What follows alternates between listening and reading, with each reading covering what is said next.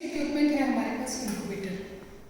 तो स्टूडेंट्स, मैं आप लोगों को बता दूं कि इंक्यूबेटर इनिशियली जब बिल्कुल हमारा साइंस एडवांस स्टेज में नहीं था और बहुत शुरुआती का जब फेज था, तो उस टाइम हम लोग इंक्यूबेटर ही जानते थे। इंक्यूबेटर का लिटरली मीनिंग होता है इंक्यूबेशन प्रोवाइड करना। मीन्स कि अगर आप माइक्रो ऑर्गेनिज्म को उसका डिज़ायर्ड टेम्परेचर देते हैं, उसकी ग्रोथ में जितना टाइम चाहिए होता है, तो उसको हम लोग कहते हैं इंक्यूबेशन पीरियड।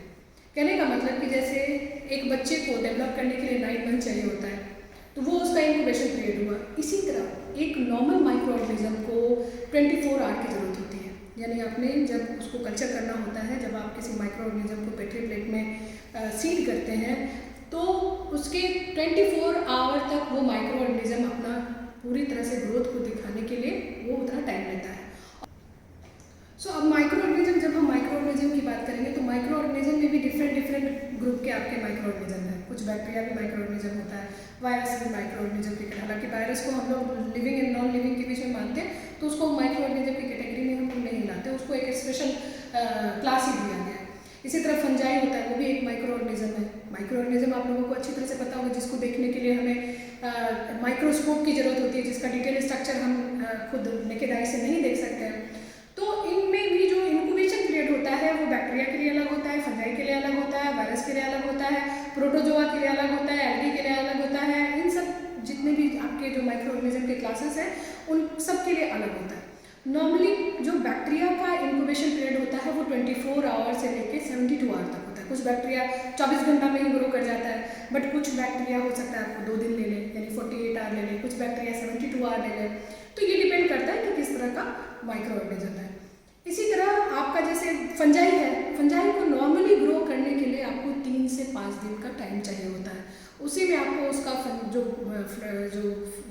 जो माइसीलियम कहते हैं, या जिसका हाइफा बोलते हैं, जो थ्रेड लाइक स्ट्रक्चर होता है फंजाई का, वो आपको 3 दिन के बाद अपीयर होना शुरू होगा। और कंप्लीट अगर आप उसकी फुल ग्रोथ देखना चाहते हैं तो आपको 4 से 5 दिनों में उसकी फुल ग्रोथ नजर आएगी।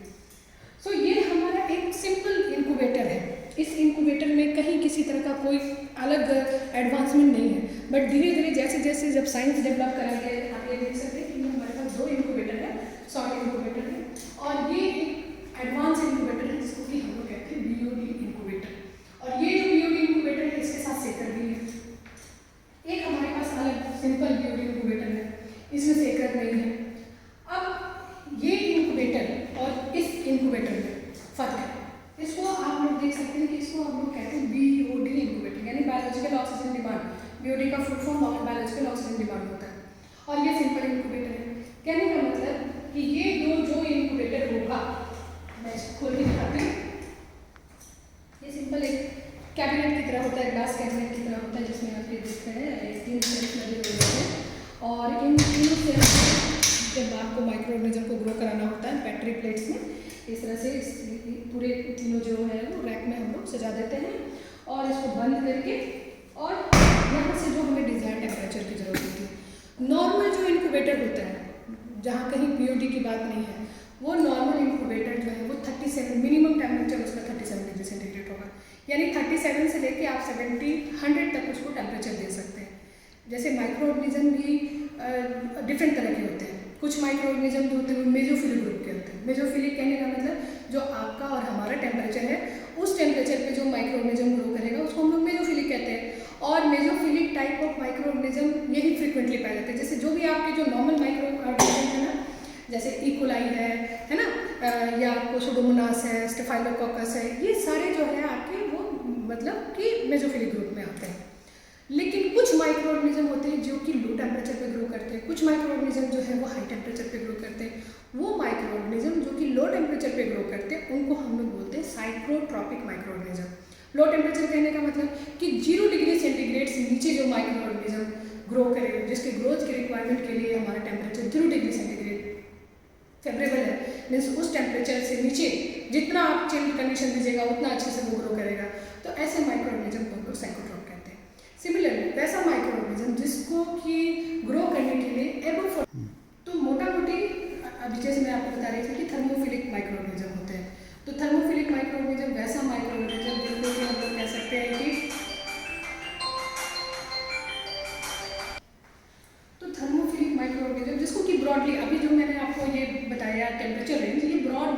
मैंने आपको बताया कि जो साइक्रोफिलिक है उनको लो टेम्परेचर 0 डिग्री सेंटीग्रेड, जो मेजोफिलिक है उनको लगभग 25 से 35 डिग्री सेंटीग्रेड कह लें, थर्मोफिलिक है उनको 35 से एबव यानी कि 40-45 आप कह लें।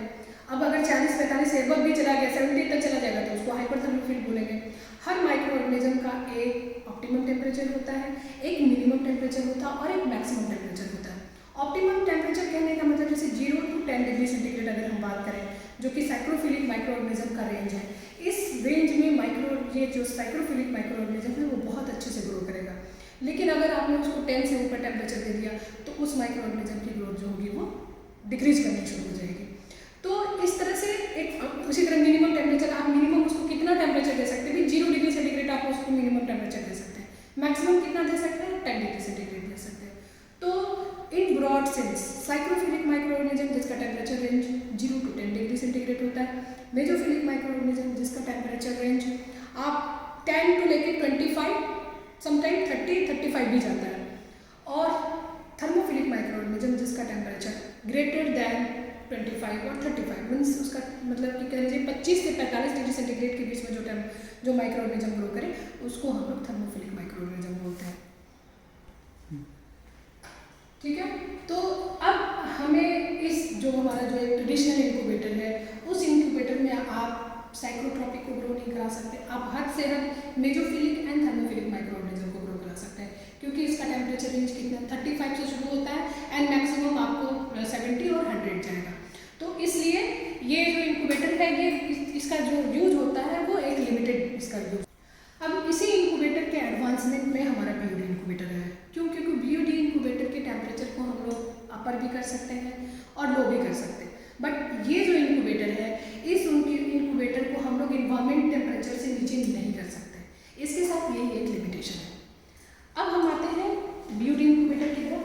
आपको पहले मैं ये बीओडी इंक्यूबेटर दिखाती हूँ, इसको ऑन करें। नेक्स्ट रेंज का जो हमारा इंक्यूबेटर आता है जिसको कि हम लोग बीओडी इंक्यूबेटर कहते हैं। अब इस बीओडी इंक्यूबेटर में आपने देखा होगा कि कई तरह के ऐसे नॉब्स एंड बटन्स लगे हुए हैं, क्योंकि ये बीओडी इंक्यूबेटर आप जिस तरह के माइक्रो ऑर्गेनिज्म हैं आपके पास, आपके इच्छा के ऊपर है कि आपको किस तरह का माइक्रो ऑर्गेनिज्म ग्रो कराना है। अगर आपको साइक्रोफिलिक यानी कि लो टेम्परेचर के माइक्रो ऑर्गेनिज्म को ग्रो कराना है तो आप यहाँ देखिए, मैं इसको दिखा रही हूँ आपको, ये देखिए ये टेम्परेचर सेट करने का है, इसका रेंज जो है वो 0 से लेके आपका 50 डिग्री सेंटीग्रेड है। अगर आपको सपोज करें कि यहाँ पे मैंने जैसे यहाँ पे 22 से 25 डिग्री सेंटीग्रेड पे मैंने इसका टेम्परेचर सेट किया हुआ है। अब जब हमें टेम्परेचर एबव चाहिए, यहाँ पे आपको ये डिस्प्ले चल रहा है 27 डिग्री सेंटीग्रेड, यानी कि एट प्रेजेंट सिचुएशन इसका टेम्परेचर 27 डिग्री सेंटीग्रेड का है। अब आपको लो टेम्परेचर करना है, सपोज करें आपको 20 पे ले आना है टेम्परेचर, तो अब आप क्या कीजिएगा, इसको ये बिलो का नॉब ऐसे जाता है, तो ये जब आपका टेम्परेचर यहाँ पे जैसे आपने 20 पे सेट किया हुआ है तो यहाँ पे जब आपका 20 डिग्री सेंटीग्रेड आ जाएगा तो यहाँ पे ये डिस्प्ले होगा।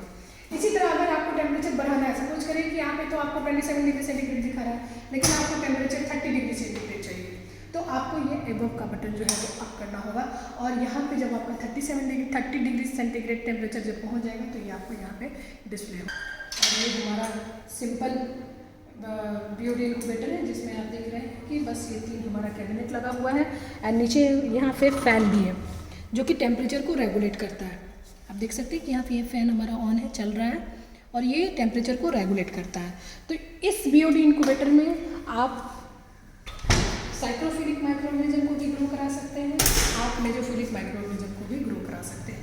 अब इससे भी ज़्यादा हमारा जो नेक्स्ट बीओडी इंक्यूबेटर है वो विद सेकर है, ठीक है। अब देखो ये बीओडी इंक्यूबेटर कहने का मतलब कि ये जो है ना, इसमें माइक्रो ऑर्गेनिज्म को जो उसकी ऑक्सीजन डिमांड होती है उसके अकॉर्डिंग ये उसका सारा एडजस्टमेंट करता है। अगर कुछ माइक्रो ऑर्गेनिज्म हैं जिनको कि भाई एरोबिक कंडीशन चाहिए होती है, जिनको कि एयर चाहिए होती है, तो एयर हम कैसे उसको देंगे, हम उसको सिकिंग का कंडीशन प्रोवाइड करके देंगे।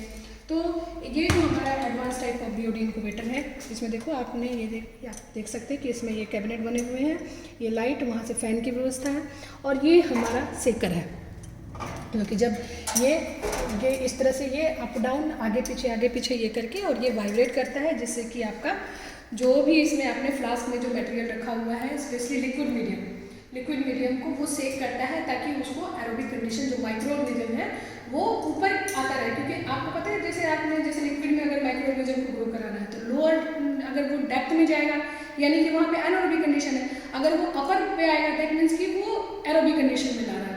तो ये सेकिंग कंडीशन प्रोवाइड करने का मतलब कि इस माइक्रो ऑर्गेनिज्म को कांस्टेंट ऑक्सीजन सप्लाई मिल रहा है।